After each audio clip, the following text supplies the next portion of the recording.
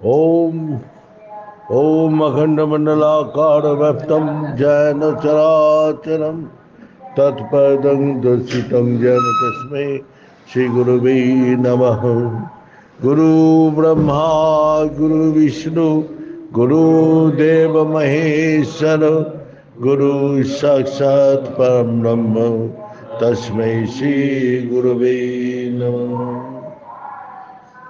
ओम ब्रह्ममयी महादेवी ज्ञान भक्ति प्रदायिनी नमस्तभ्यं योग विद्याये योग धर्म प्रसारिणी। ओम सृष्टि स्थिति विनाशरणं शक्तिभूते सनातनी गुणाश्रय गुणमयी नारायणी नमोस्तुते। कर्पूरगौरं करुणावतारं संसारसारं भुजगेन्द्रहारं सदा वसन्तं हृदयारविन्दे भवां भवानी सहितं नमामि। तमेव माता च पिता तमेव बन्धु तमेव विद्या तमेव सर्वं मम देव देव। ॐ पूर्णमद पूर्णमेदं पूर्णमुदच्यते पूर्णस्य पूर्णमादाय पूर्णमेवावशिष्यते। ओम शांति शांति शांति।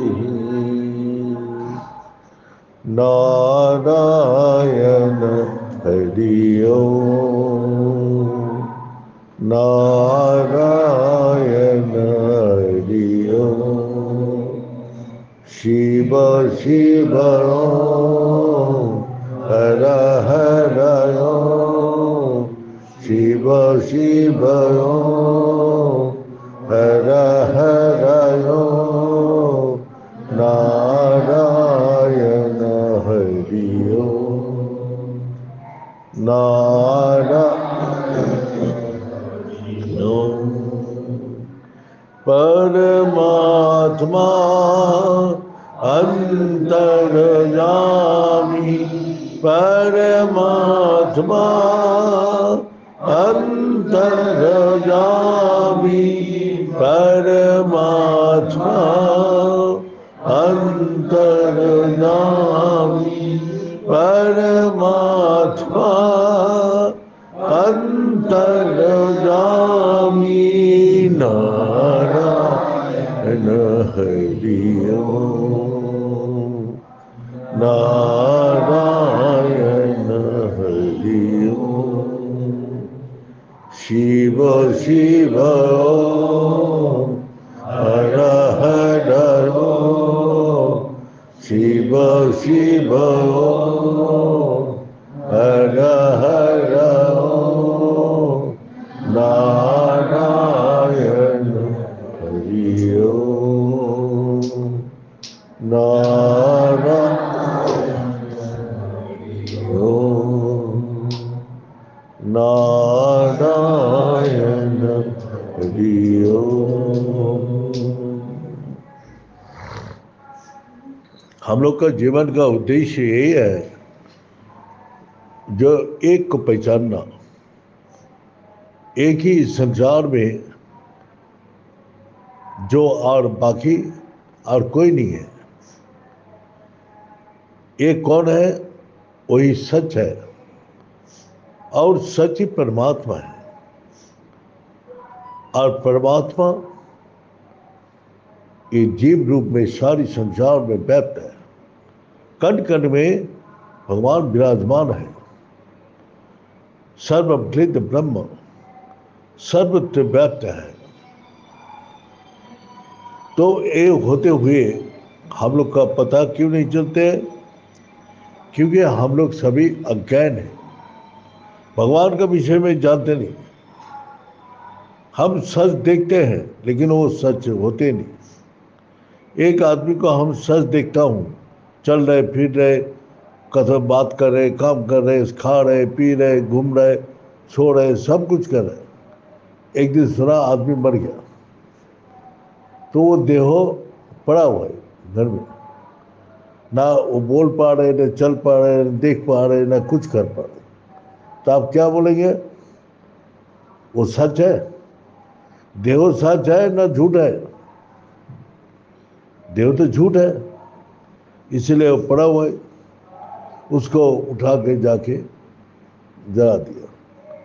सच जो है वो सबके अंदर एक ही रूप से है। जैसा ये बिजली का कनेक्शन एक ही शक्ति है। जो शक्ति हमको पंखा भी चलाते, लाइट भी जला रहे, फ्रिज भी चल रहे, हर काम उस लाइट बिना नहीं होता। Laptop, TV, fridge, cooler, AC, जो भी कुछ काम हो रहे हैं, सभी एक ही शक्ति है। तो एक शक्ति कोई वही है, वो सच है। और जैसे लाइट चला जाए, बिजली चला गया, पंखा हवा दे सकते हैं ना, बल्ब लाइट दे सकते हैं ना, हमारा फ्रिज हमको ठंडी दे सकते ना, कूलर हमको हवा दे सकते ना, फ्रिज ना एसी हमको ठंडी हवा दे सकते। तो एक ही कनेक्शन सब में व्यक्त है। इसी प्रकार हम लोग अपने को अलग अलग देखते हैं, लेकिन जब ज्ञान हो जाते तो सब में एक है, सब में एक है, यही ज्ञान है। क्या बोलते हैं? अभय दर्शनम ज्ञानम। जब सारी भेदभाव को खत्म हो जाती है, एक में सबको दिखाई देते हैं, तो वही ज्ञान है। उस ज्ञान में शक्ति है, उस ज्ञान में शांति है, उस ज्ञान में आनंद है। तो एक कैसे? जैसा नदी अलग अलग नाम लेके बह रहे, गंगा, जमुना, सरस्वती, अलग अलग नाम लेके बह रहे, लेकिन जब सागर में जाके मिल जाते हैं तो सबका नाम और रूप खत्म हो जाता है। तो नाम और रूप जिसका है वो झूठ है। तो हमारा एक नाम है, एक रूप है, किसका? ये देहो का। देहो का आइडेंटिटी करने के लिए एक नाम है, एक रूप है, लेकिन ये नाम और रूप झूठ है। आज हमने नाम और रूप झूठ कैसे है? सोने का अलंकार बनाया, हाँ, तो अपना हाथ का बाला बना दिया। तो कुछ दिन पढ़ने के बाद अच्छा नहीं लग रहा है, तो हम क्या किया? वो बाला को सनार के पास ले गया, भाई इसको, ये जो सोने का बाला है, इसको अब माला बना दो। तो बाला तो खत्म हो गया, नाम और रूप तो खत्म हो गया, वो जगह माला बन गया, लेकिन सोना तो रह गया ना। सोना तो खत्म नहीं होता है। इसी प्रकार आत्मा कभी खत्म नहीं होता है, सच कभी विनाश नहीं होता है, सच हमेशा एक ही रूप रह जाती है। सोना का ऊपर कितना अलंकार का नाम रूप आ जाती है, लेकिन जलाने के बाद सब वो गल जाते हैं, तो सब नाम रूप एक पिंडी में आ जाते हैं। इसी प्रकार जब ज्ञान होता है तो हमारा ज्ञान से सब खत्म हो जाते हैं, नाम रूप खत्म हो जाते हैं, एक सच, वही शक्ति सब जगह दिखाई देती है, पंखा में, लाइट में, फ्रिज में, सब। तो नाम और रूप खत्म होते क्या हुआ? एक शक्ति, एक जगह सब शक्ति आ गई, हाँ। तो हम लोग का सारा दुनिया को नाम और रूप ही तो दिखाई देते, वो सच को दिखाई देता नहीं। तो इसी प्रकार परमात्मा सबका अंदर है। जब तक उस परमात्मा को जान नहीं पाएगा तब तक जीव इस जन्म मृत्यु का चक्कर में घूमते रहेगा और इसी का कर्म से सुख दुख कष्ट अशांति अभाव सब प्रकार उसको भोगना पड़ेगा। तो हम कर्म करते हैं इस संसार के लिए, झूठ संसार के लिए, झूठ इस देव के लिए सुबह से शाम तक काम करता हूं। इसका संसार में सुख पाने के लिए, संसार में आनंद पाने के लिए, संसार में शांति पाने के लिए। लेकिन इतना सुख इकट्ठा करने के बाद भी ना शांति है, ना सुख है, ना आनंद है। इतना सब मिल गया तो शांति सुख आनंद तो होना चाहिए, तब भी नहीं है, क्योंकि झूठ में शांति सुख आनंद नहीं है। तो यही है, हमको इतना मिलने के बाद भी हमको क्यों नहीं मिला? इतना परिश्रम किया, सुबह से रात तक कितना मेहनत किया इस संसार में सुख शांति पाने के लिए। एक सेकंड में सारी सुख शांति खत्म हो जाते, सब चला जाते। लेकिन सुख शांति पाने के लिए कितना दिन से मेहनत करना पड़ता है, अगर एक सेकंड में सब खत्म हो जाते। तो इसी कारण से मेहनत करो उस सच को जानने के लिए। उस परमात्मा तुम्हारा अंदर जो बैठे है उसको क्यों नहीं ढूंढ रहे? वो सारी दुखों का नाश कर देगा, और वो भी हमेशा के लिए। भगवान तो गारंटी दे रहे, जो मेरे को पालेगा वो जन्म मृत्यु से मुक्त हो जाएगा, जरा व्याधि मृत्यु सब प्रकार से मुक्त हो जाएगा। और आज जब हमने पैसा कमा रहे, आज यंग एज है, अब जैसे ऐसा इस शरीर में व्याधि है, देह में व्याधि सबका ही होगा, से बच्चा से लेके बुढ़ापा तक।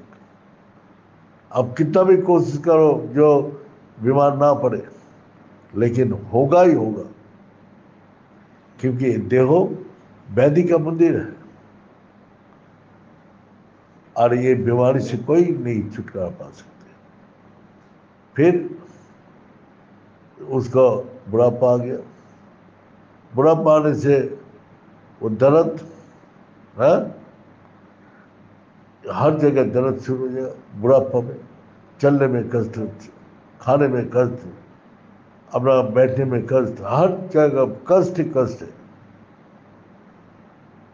दांत टूट गया, आँख कमजोर हो गया, उसका हजारों बीमारी पकड़ लिया है। तो ये है जो बुढ़ापा दुखदायक है, जरा व्याधि और मृत्यु और मरने का डर सबको लगा हुआ है।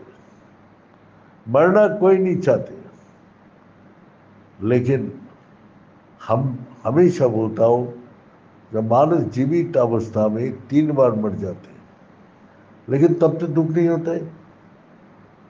3 बार कैसे मरते हैं? जैसा बच्चा है, वो जब बड़ा हो जाते हैं, और बचपना कभी वापस नहीं आ सकती, तो बचपना खत्म हो गया ना, मर गया, तो उसके लिए रोते क्यों नहीं? क्योंकि उसको आगे का स्टेप वो जानते हैं। जब बच्चा वही देहों से बड़ा होके ये स्वरूप में आया, हाँ? तो इसीलिए उसको आनंद होते, देखो मेरा बच्चा बड़ा हो गया, चल रहे, पढ़ रहे, खेल रहे सब। धीरे धीरे बच्चा फिर जवान हो गया, हिस्ट पुष्ट सब बलशाली, पैसा कमा रहे, गाड़ी चला रहे, ये कर रहे, तो वो तो बचपना किशोर अवस्था खत्म हो गया। तो वो युवावस्था को देख के खुश होते हैं, क्योंकि उसको जानते हैं। फिर जब बुढ़ापा आते हैं तो दुखी होते हैं, अरे आप तो चलना फिरना उठना बैठना और उतना क्षमता है नहीं। अरे बुरा पहुंच गया, बैठ जाओ एक कोने में। तो तो बुढ़ापा आदमी को देख के सहानुभूति दिखाते हैं, ए भाई ये बुरा आदमी उठा भाई, सबको सहानुभूति का पात्र बन जाते हैं। हाँ? इसी प्रकार हमारा बोलने का अर्थ है, जो ये परिवर्तन ही जो मृत्यु है, परिवर्तन का नाम मृत्यु है। जब वो वही बुरा आदमी खत्म हो गया तो रोने लग गया, दुखी हो गए। क्यों? दुख उसके लिए नहीं, अरे घर में पहाड़ा देता था, हम रखवाली करता था, देखभाल करता था, वो तो चला गया, इसलिए कौन करेगा वो काम, इसीलिए वो दुखी हो रहा है। मरने से दुखी नहीं हो रहा है, उससे जो हम फैसिलिटी मिलता था तो वो नहीं मिल रहा है, इसीलिए दुखी है, इसीलिए रोता है। छोटा महाराज चला गया, रोता है। क्यों रो रहा है? छोटा महाराज रहने से हम लोग का ये खिलाता था, वो खिलाता था, इधर बैठो उधर बैठो, सब उसके पास से फैसिलिटी मिलता था। हाँ? अब वो नहीं मिल रहा है, तो इसीलिए वो लोग दुखी है। भक्त लोग याद करते, भाई भाई छोटा महाराज रहने से ये मिला, वो मिला, फलाना मिला। आज किसको मिलते ही नहीं, कोई पूछते ही नहीं, भाई पानी पिया कि नहीं पिया, खाना खाया कि नहीं खाया। तो वो लोग दुखी होता है, हमारा बुरा होता है, दुखी होता है। ऐसे बुरा आदमी मर जाता है, अरे चौखट में बैठा रहता था, रखवाली तो हो जाता, आने जाना वाला पूछताछ कर लेता। हाँ, वो एक कैमरा का काम करता। तो तो इसी प्रकार इस संसार बुरा का आदमी को नहीं छोड़ना चाहते, छोड़ने से और दुखी होते हैं। हाँ? तो इसीलिए एक बुजुर्ग आदमी, पका हुआ बुद्धि है, अरे नाना जी, दादाजी ये क्या करना है? बोला बेटा ये ऐसे करो, वैसे करो। उसके पास से कुछ भी उपाय मिल जाता था। अब वो जाने के बाद वो भी नहीं मिलता। तो बहुत प्रकार का समस्या घर में खड़ी हो जाती है एक बुरा आदमी जाने के बाद। इसीलिए रोता है, उसके लिए नहीं रोता है कोई। जो मर गया बोला ठीक है भाई, दवाई का खर्चा बच गया, ये खाएंगे नहीं, वो खाएंगे नहीं, फलाना खाएंगे नहीं। हाँ, तो हजार प्रकार विकार था। और जो बिस्तर में पड़ जाता है, टट्टी पेशाब साफ करते करते थक जाता है, भाई इसको उठा लो, भगवान को बोलते। तो ये है हमारा स्थिति। वो मर गया, उसलिए कोई दुखी नहीं होता है, दुखी होता है हम, जो मिलता था हमको फैसिलिटी वो नहीं मिला। तो यही है कि परिवर्तन का नाम ही मौत है।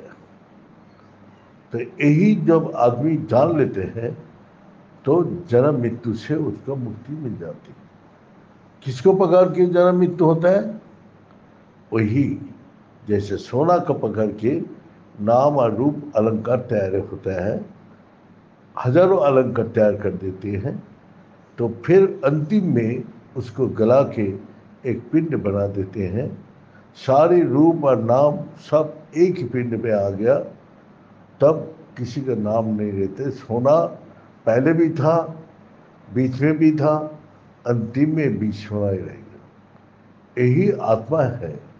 आत्मा कभी भी विनाश नहीं होता है।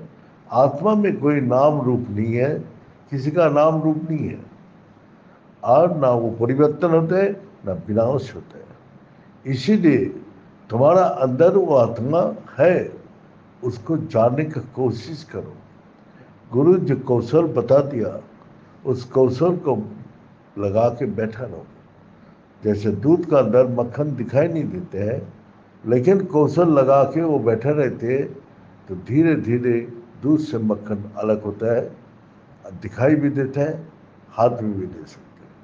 इसी प्रकार अंदर तो दिखाई नहीं देते, लेकिन गुरु जो कौशल बताते हैं, जब परमात्मा ने जो कौशल दे के गया, उस कौशल को लगा के आप बैठा रहो, तो अपना आप आपका देव का अंदर से वो जो सच है, जो अनंत सत्य आत्मा है, उसका अनुभूति होता है और सब चिंता भय से हमेशा के लिए मुक्त कर देते हैं। इसीलिए अब आत्मा ज्ञान होना जरूरी है। आत्मा को जानने के लिए ये मनुष्य जन्म मिला है, लेकिन मनुष्य जन्म भी दो तरफ से मिलता है।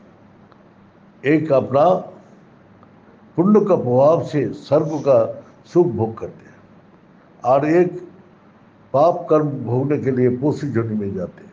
पशु, पेड़ पौधा, कीट पतंग, ये जोनि में घूमते हुए फिर मनुष्य जन्म मिलता है, और उधर स्वर्ग का सुख भोग करके छिने पुणे मर्त्यलोक की शांति, फिर वो मर्त्यलोक में आती है।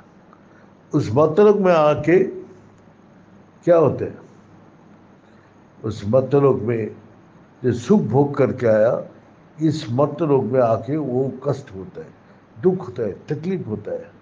वो दुख तकलीफ कष्ट से बचने का कोशिश करते हैं। उसको ये धन संपत्ति, जो इस संसार का जितना भी सुख है, उससे हर कोटि गुण सुख उस स्वर्ग में भोग करके आया। यहाँ आके हर सुख को दुखदायक करते हैं, और वो सोचता है जो वो सुख मैं ढूंढूं, जो स्वर्ग का सुख भी क्षण भंगुर है, माने वो कभी भी खत्म हो जाएगा। फिर हमको यहाँ मृत्यु लोक में, कर्म भूमि में आना पड़ेगा। इसलिए वो भी चाहते हैं ऐसे जगह पहुंचाओ जहां और कभी वापस ना आना पड़े।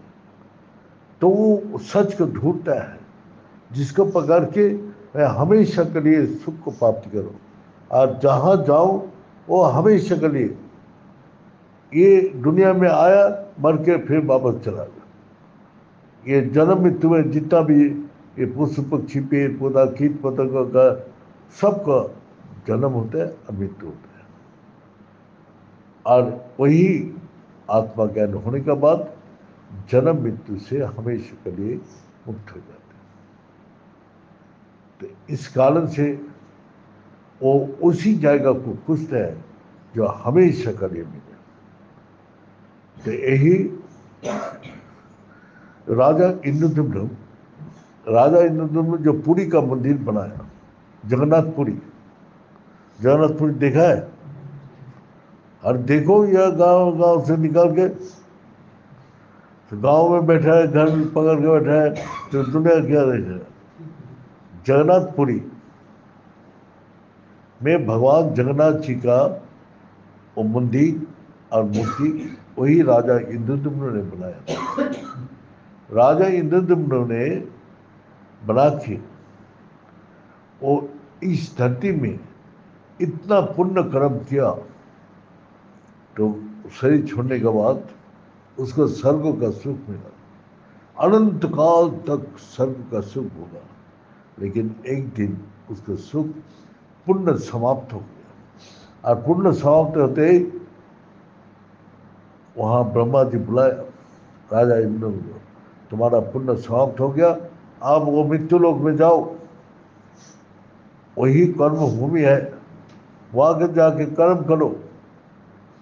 फिर बोले मैंने इतना पुण्य किया, सब खत्म हो गया? बोला हाँ। वो हताश हो गया, तब तो पुण्य कोई करेगा नहीं। हाँ, तुम अगर अपना पुण्य का प्रमाण अगर वहां जाके मिल जाते हैं, तो फिर तुमको वापस आ सकते हो सब लोग सुख भोगने का। कोई आइडेंटिटी दे दे जो राजा इंद्रदुम्न को मैं पहचानता हूं, आइडेंटिटी करे, तब फिर वो वापस सबको पहचान सकते। इस प्रकार राजा इंद्रदुम्न आया, आके वो तो इस संसार में हर क्षण उसको कष्ट दुख तकलीफ हो रहा है, वो ढूंढ रहा है। राजा इंद्रदुम्न को कोई जानता ही कि नहीं, किसी को नहीं मिला, पागल कमा पे पूछ रहे। पर लंबे आयु कौन है? तो मार्कंड ऋषि था। मार्कंड ऋषि बोलते मैं राजा इंद्रदुम्न को नहीं सुना। हताश हो गया, सप्तकल्प आयु लेके जो जीवित है वो भी नहीं जानते। बोला मेरा एक मित्र है, वो बगला का रूप में एक पैर में खड़ा हो गया तपस्या, उसको 14 कल्प आए, वो भी बोलते मैं नहीं पहचानता हूँ। उसके बाद वो बोला मेरा एक मित्र है जो उल्लू का रूप धारण करके 28 कल्प तक उसने उसको पास किया, वो भी बोलते राजा इंद्र को नहीं मिलता। कितना दिन वो स्वर्ग का सुख भोग करा, लेकिन सुख का दिन बहुत जल्दी निकाल जाते हैं, लेकिन दुख का दिन एक रात ही 1 साल का बराबर होता है। तो इसीलिए राजा इंद्रद्युम्न हताश हो गया। तो 28 कल्प आयु जो उल्लू था वो बोला मेरा एक मित्र है, कच्छप का रूप धारण करके सागर के नीचे तपस्या कर रहा है। उसके पास गया तो वो कच्छप ऋषि भी निकाल के आ रहे थे। अचानक देखा, अरे वो तो राजा इंद्रद्युम्न, तो कच्छप ऋषि पीछे भाग रहे। अरे मित्र कहाँ भाग रहे? बोला आप लोग को देखे नहीं है, वो जो पीछे जो राजा इंद्रद्युम्न आ रहा है वो मेरा पीठ के ऊपर यज्ञशाला बनाया था, वो यज्ञ में आग में जल के कहा हो गया था, वो निशान अभी भी पीठ में है। बोलती रथ आ गया स्वर्ग से। देवदूत आके बोला राजन, जो ब्रह्मा जी जो वरदान दिया वो आपको लेने आया मैं। तो राजा इंद्रद्युम्न बोले भाई इतना कल्प आयु लेके बैठा है, किस आशा से, क्या करने के लिए बैठे हैं? तो बोला आप लोग इससे चलो मेरे साथ स्वर्ग का सुख भोग करो। तो देवदूत को पूछा ये लोग स्वर्ग में जाने का अधिकार है? तभी मैं जाऊंगा। बोले ये लोग का सबका अधिकार है, ये लोग को पूछो जाने चाहते। तो सबने हंसने लग गया। राजा इंद्रद्युम्न, मैंने 100 बार वो स्वर्ग का सुख भोगा, छिने पुणे मत्तलों के विषय, ये मृत्यु लोक में ये कर्म भूमि में आया, इस कारण से हम उसी जगह को ढूंढ रहा हूँ जो हमेशा कभी मिले, उस विद्या को ढूंढ रहा हूँ, वो तपस्या कर रहा हूँ, कैसे मिलेगा? तो राजा इंद्रद्युम्न उसको हंसी देख के बोला वाह वाह, ये लोग तो कितना बार स्वर्ग का सुख भोगा और फिर इसमें मृत्यु लोक में आना पड़ा, इस कर्म भूमि में आना पड़ा। तब राजा इंद्रद्युम्न बोला भाई तुम वापस ले जाओ, हम नहीं जाएंगे, वही जगह ढूंढूंगा जो हमेशा का लिए हो। तब राजा इंद्रद्युम्न और सब ऋषि लोग ढूंढने लगा इस संसार में लंबे आयु कौन है। तब लोमस ऋषि था, भगवान शंकर जी का अनंत भक्त, तो उसका एक एक लम्ब खोलकर तो एक एक कल्प चला जाता, लेकिन वो रहने के लिए एक झुपड़ी भी नहीं है। जब धूप आते हैं तो वो अपना घास उठा के छाया कर लेते हैं और घास को फेंक देते हैं। तो इसी प्रकार जिसको इतना लंबी आयु होते हुए भी कोई चीज वो संग्रह नहीं किया, कोई चीज अपना साथ नहीं रखा, तो फिर उसको पास किया। उसने सब सुन के बोला ये भगवान शंकर जी के पास है वो विद्या, वो ब्रह्म विद्या, उसको पाने के लिए कठोर तपस्या करना पड़ेगा। भगवान शंकर जी का जो तपस्या करके उसको प्रसन्न कर सकते हैं वही इस विद्या को प्राप्त कर सकते। तो वही वो सहस्र कमल से हर रोज सहस्र नाम से भगवान शंकर जी को वो कमल का फूल चढ़ाता था। वही राज हम लोग को जो गुरु जी देखिएगा 45 दिन अनाहार में रह के मृत्यु का साथ लड़ते हुए वही विद्या को हासिल किया। और हम लोग को अनाज ही मिल गया तो हम लोग को उसका कदर ही नहीं। गुरु जी बोलते जो मेहनत करते हैं वो समझते हैं कितना हमने कदर करके ये विद्या को प्राप्त किया, और हम लोग को अनाज ही मिल जाते तो हम लोग इसको कोई कदर नहीं करता। हम लोग अना अवहेला में समय नष्ट करता हूँ, लेकिन इस विद्या को काम में नहीं लगाता। यही तो सबने भगवान शंकर जी का आनंद में भक्ति करने लगा। करते करते भगवान शंकर जी प्रकट हुआ। प्रकट होके सबका इससे वही ब्रह्म विद्या को दान किया। जो ब्रह्म विद्या वही आत्मा को अनुभूति कराते। क्या बोलते? राज विद्या राज गुच्छम पवित्र मेम ममतमम प्रत्यक्ष गमन धर्मम शुष्कम कर्तव्य। धर्म क्या है? सच है। सच को वो पकड़ में आते हैं, और ये विद्या कभी भी विनाश नहीं हो सकते, और हमेशा के लिए पवित्र कर देते हैं। और शुष्कम कर्तव्य तो वो कहाँ है? सबके हृदय में और प्राण रूप से विराजमान है। लेकिन हम उस चीज को पाने के बाद भी हम कदर नहीं करते। हमको वही क्या है, अब ये लोग भगवान शंकर जी का कठोर तपस्या करके उस ब्रह्म विद्या को प्राप्ति करके क्या किया? वही प्राप्ति किया जहाँ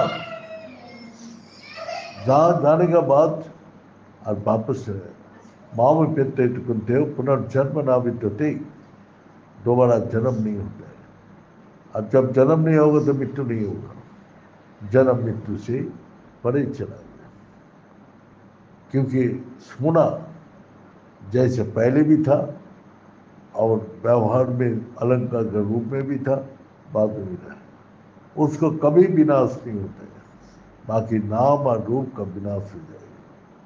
यही ज्ञान जब हो गया तो सब चिंता भय से, मृत्यु भय से मुक्त हो गया। वो ज्ञान हो गया जब मेरा मृत्यु नहीं है, मैं ये नाम रूप में नहीं हूं, मैं हमेशा मुक्त हूं। तो वही है बंधन मोक्ष भविष्यति, न बंधन है न मुक्ति है। और अधूर नैव सुखम शांति, हमेशा के लिए सुख शांति को प्राप्त कर देते। और क्या है? जो पोषु जोनि से आते हैं तो पोषु जोनि में आके यहाँ क्या करते हैं? यहाँ संसारिक सुख ढूंढता है। पोषु लोग का तो पेड़ पौधा कीट पतंग कितना जोनि से घूमते हुए मनुष्य जोनि, तो वो पुरुषाकार करेगा इस संसारिक वस्तु को पाने के लिए, इस संसारिक वस्तु में सुख ढूंढेगा। वो है पुरुष जोनि से आया। इसी कारण से इस संसार में वही सुख अनित्यमय सुख ढूंढेगा, और बस कष्ट दुख करके फिर पुरुष जोनि में चला जाएगा। जब तक भक्ति में नहीं आएगा, जब तक परमात्मा का भक्ति नहीं करेगा, तब तक पुरुष जोनि से वो मुक्त हो ही नहीं सकते। इसीलिए वो पूजा पाठ जप ध्यान जो भी करेगा भगवान का लिए, वो इस भौतिक सुख के लिए करेगा। लेकिन भौतिक सुख भी कहीं भी नहीं है, अनित्यम और सुख हम लोग के इस लोक अनित्य है, और असुखम नहीं है। करते जाओ, देखते जाओ, जब नहीं मिलता है तभी वो ढूंढता है। ऐसी जगह जाओ जो हमेशा के लिए मिले और कभी भी विनाश ना होना पड़े, जन्म मृत्यु से परित्राण। यही हमारा धर्म का आचरण भगवान ने बताया। जो ये देहो तुमको दिया है, शरीर माध्यम कुल धर्म साधनम, इस देह का माध्यम से तुम धर्म का आचरण कर सकते हैं। और किसी जगह भी जाके धर्म का आचरण ना करो, और भगवान का प्रसन्न के लिए कर्म करो, मांगो कुछ नहीं। भगवान अंतर्यामी है, सब जानते हैं हमारा कैसे रहना, कैसे क्या चीज़ पाने से मैं खुश रहूँगा, वो सब जानते हैं। कैसे हमारा शांति होगा, कैसे मेरा इस संसार में पार लगूंगा, वो सब रास्ता भगवान निकाल के दे देते हैं। इसलिए आप चिंता भय से मुक्त होकर भगवान का भक्ति में निरंतर लगा रहो। चलते फिरते उठते बैठते सब सुन करो। अर्जुन को भगवान ने बोला तू मेरे को सुमिरन कर और लड़ाई कर, वही चीज वही किया, जो सुमिरन भी किया और लड़ाई भी किया।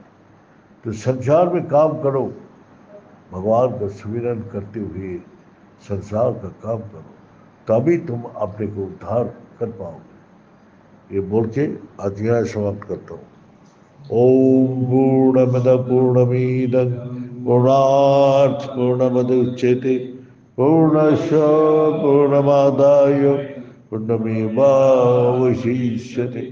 ओम शांति शांति शांति। भले सच्चे दरबार की, भले सदगुरु भगवान की, भले शंकर भगवान की, भले माता जगदम्बे की, भले भक्त बिंदों की, भले संत बिंदों की, भले सनातन धर्म की, भले धर्म की और धर्म का प्राणियों में विश्व का हर हर महादेव। ओम गुणाय गुणाय संसार सागर तराय नमो नमः।